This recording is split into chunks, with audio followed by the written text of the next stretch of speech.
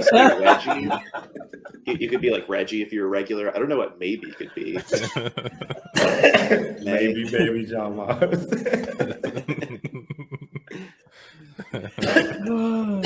Then you just get that cool initial M, John Miles, and so now you're mysterious. And nobody wants to know what the M stands for. That's why I'm friends with Antoine to this day. I waited for like a couple of years to find out what is WP. And then when I got it, I was satisfied. But the friendship had already formed. So yeah, you just named it. Rope them in with the mystery. I'm almost afraid to know what it is. Like I feel like it'll be an Indiana Jones face melt situation as you say it. It's You're so like, not Warner Brothers. I'm like, no. You need the right context. You can't consume it haphazardly. Yeah. Speaking of consuming, John, you want to talk about a certain Facebook event? Absolutely. So, for those who haven't heard, Facebook has a new whistleblower who has essentially came out and testified to the Senate that they believe Facebook was willingly ignoring its hostile environment that was creating a lot of basically like what's the best way to put it, because I'm trying to put this little banner up. It was inciting violence and hateful rhetoric on its website, but it wasn't because it was necessarily like promoting it. It was based on the algorithm, and the algorithm was designed to essentially respond to whatever is the most engaging thing. Whatever is the most engaging thing on Facebook are items that incite anger, being like the big hot button. So the whistleblowers, I guess their point was, we had showed this to our CEO, Mark Zuckerberg, and essentially, if we were to turn off those settings that would promote more civil engagement, it would lower advertising dollars, revenue coming in. So it became a thing about civility or cash flow, right? And Facebook decided to choose cash flow, but choosing cash flow continues to let that spiral out. And there's a number of there's a number of things that they highlighted in some of the video and some of the hearing that she said, as far as like the effects it has on young teenage girls, all these different items. So it's a pretty interesting video. I'm trying to pull up the video so we can have a little bit of the clip. We can hear it for ourselves, and then we can talk about it. Give me 1 second.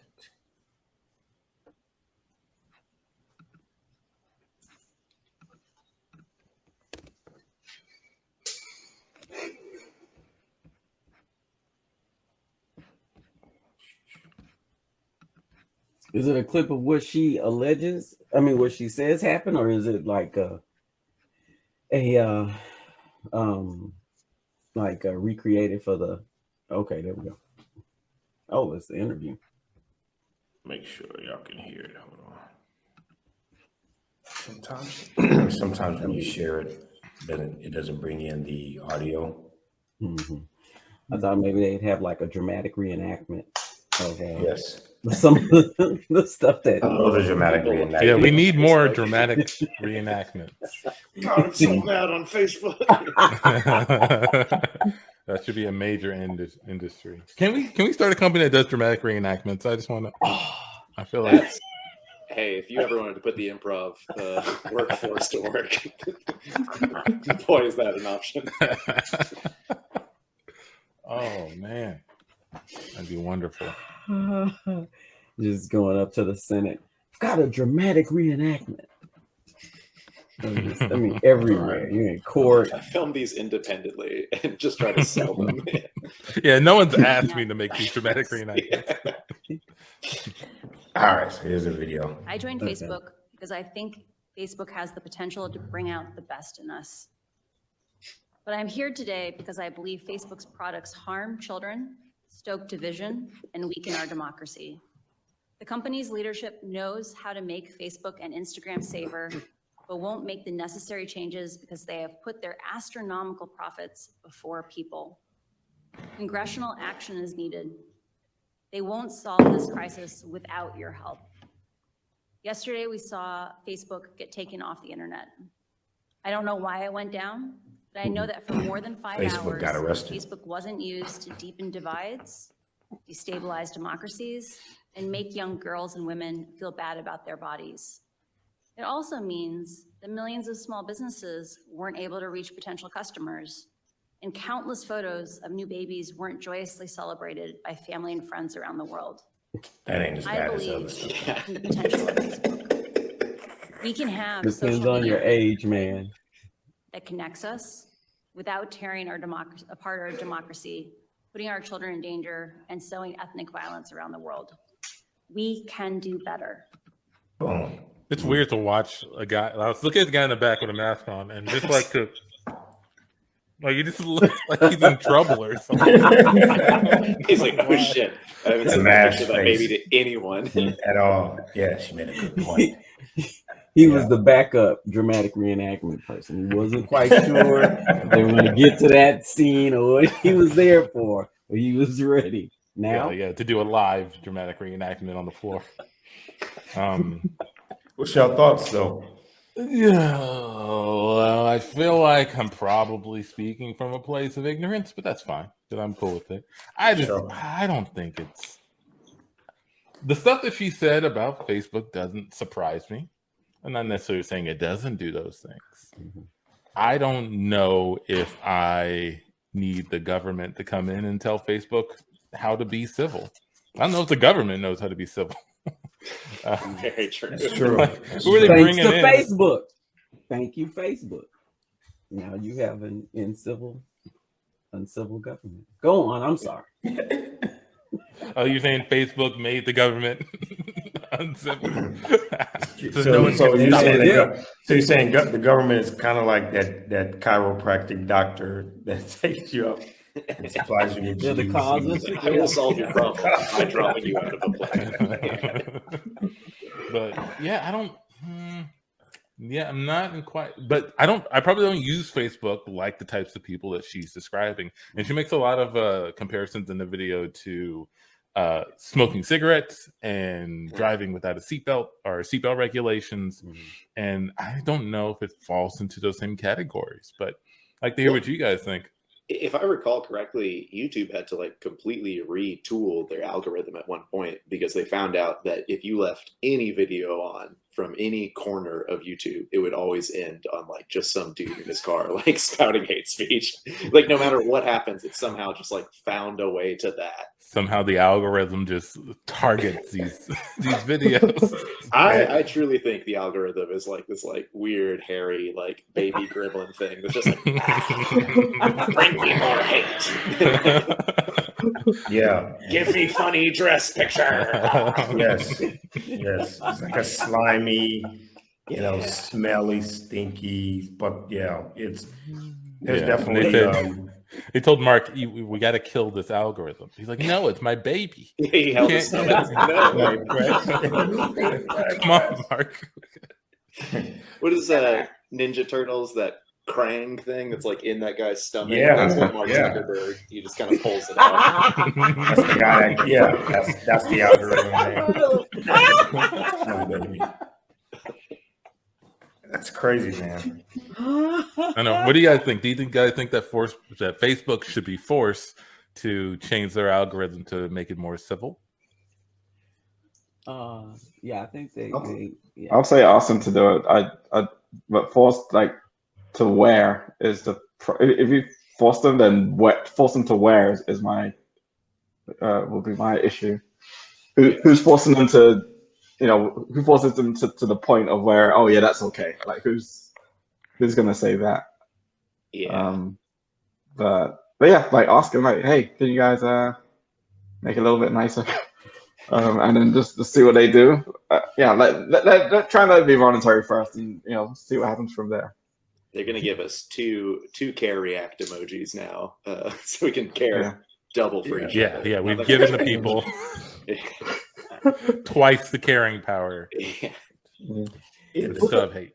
The problem is that they did. I mean, they did research. They investigated like these claims that were brought to them, and they found that, yeah, these, you know, their own research found that, yes, it does contribute to, you know, young women and how they view their bodies and a negative image. It does contribute to all of these other things. So why do the research, right? Because if you have the data, then now there's some decision that you may need to make with it. And then people can fault you for the type of decision that you make with it, either to ignore it or to follow it.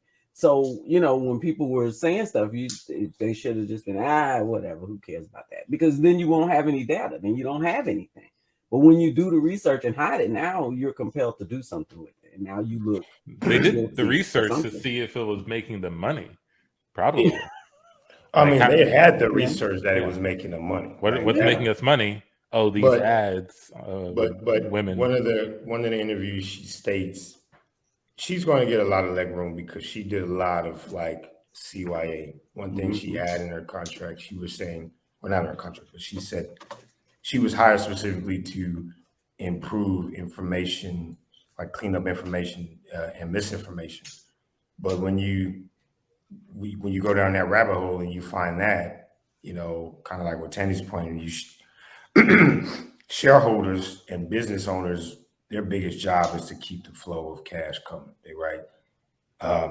For me, it's kind of like how I feel about this is kind of how I feel about the drug, you know, the war on drugs, right? Like it could get as bad as the world's, you know, as war on drugs, where we misdiagnose what's really going on and how we're interacting with things.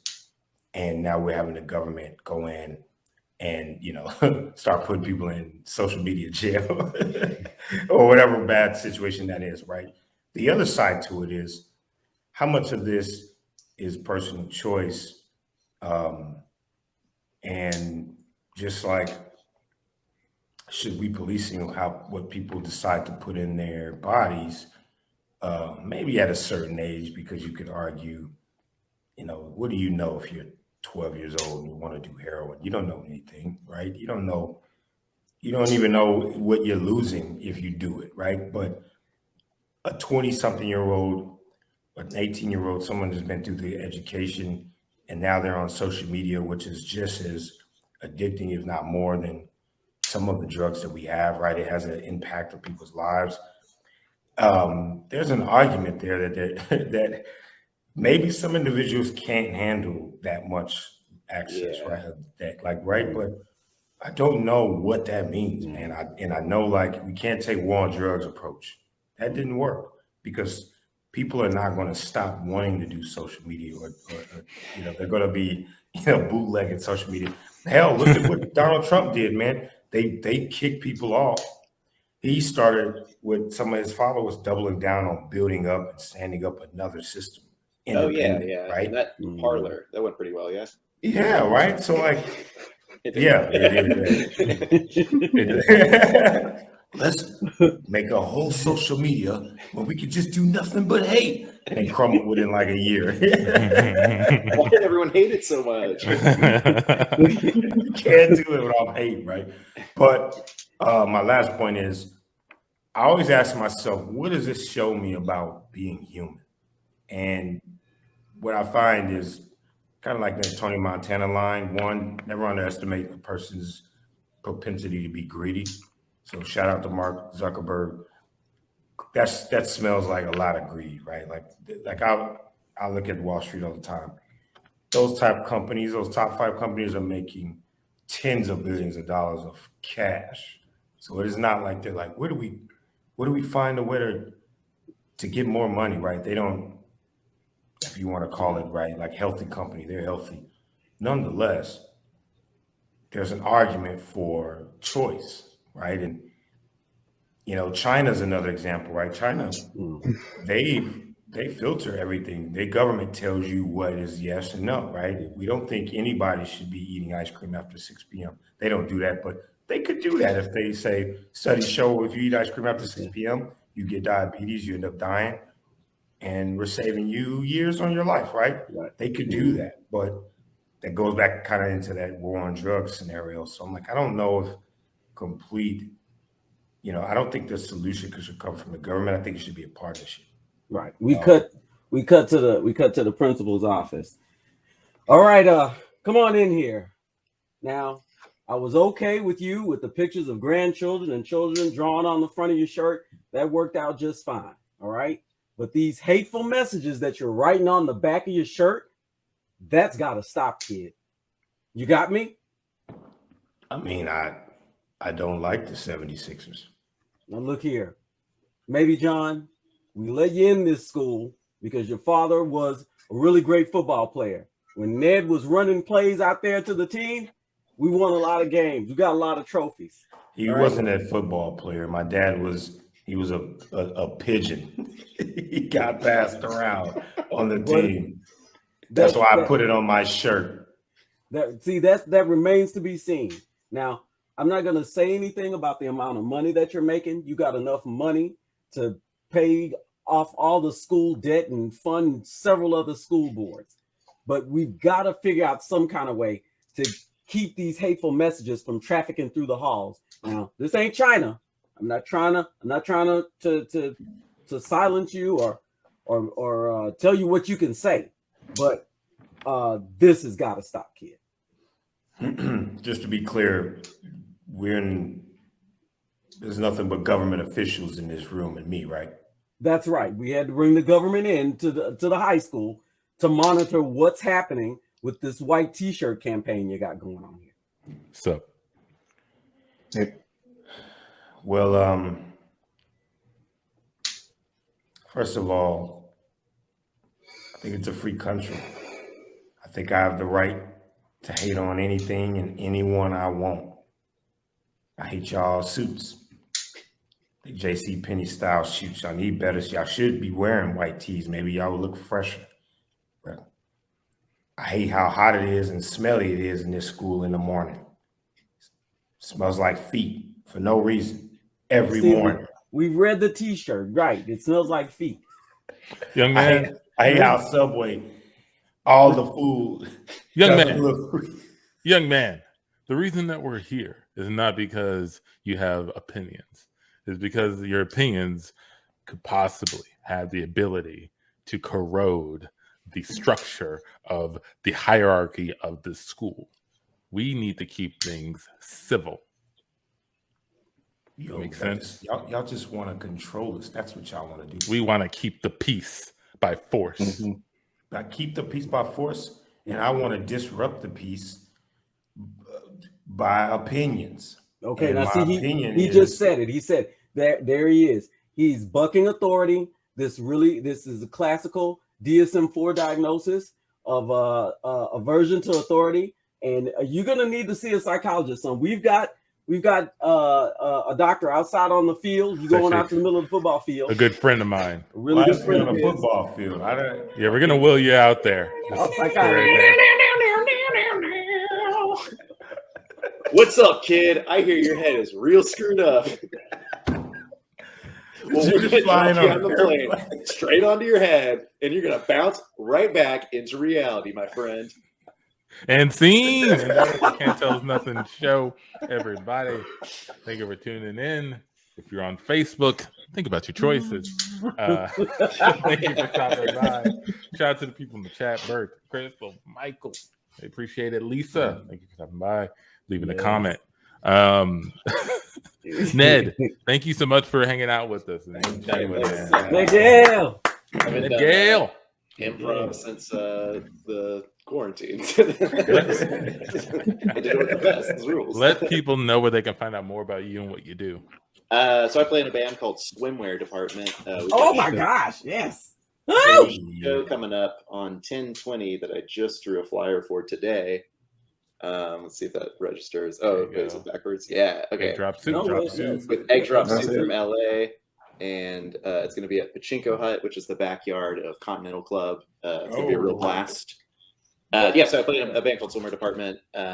Only songs about pools and malls. I also do a weekly talk show every Monday night at 8 p.m. on Twitch with my roommate. It's called Effin' Rager. That's EFFINRAGER. That was tricky. We interview people from around Houston and goof around and just do wacky stuff every Monday. Love it. Yeah. Beautiful. That's a Beautiful. great show. Check him out, everybody. Wow, Ned man, Gayle. DJ Comfy Cute and Tunes, and we're going out of here. CTUN on the bottom, you see that, but CTUNimprov, Google Smash those MF sub buttons. Look it up. it. Like and subscribe for the algorithm, for the baby algorithm. More of us. Feed me. Let's feed that algorithm, more of us. Yeah, feed the baby algorithm. For John, for me, for Tandy, for myself, that's Kids Us Nothing Show. We are out.